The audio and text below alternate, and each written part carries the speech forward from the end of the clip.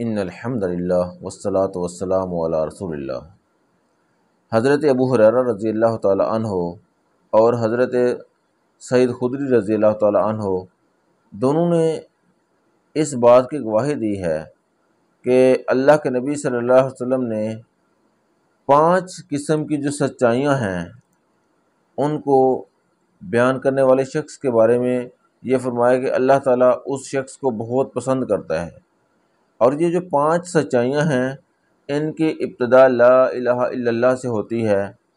اور یہ ایسے کلمات ہیں کہ جن کلمات کو پڑھنے کے بعد انسان کی تمام دعائیں قبول ہوتی ہیں، اللہ تعالیٰ اس سے راضی ہو جاتے ہیں، اور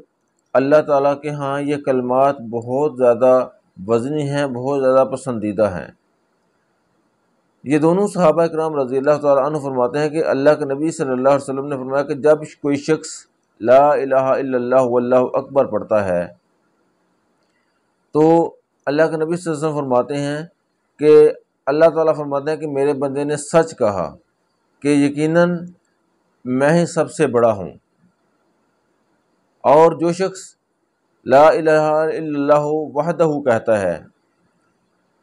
تو اللہ تعالیٰ پھر کہتے ہیں کہ یقیناً میرے بندے نے سچ کہا،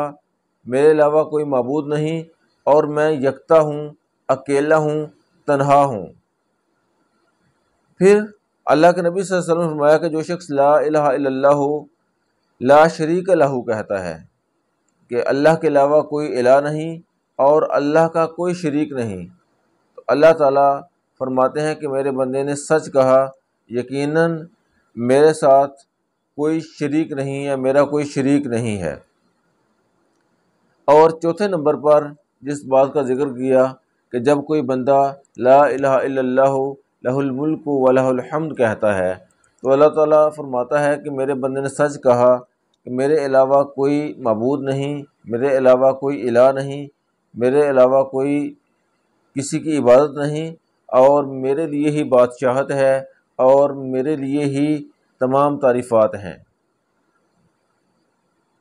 اور 5ویں بات جس کا جو 5ویں سچائی ہے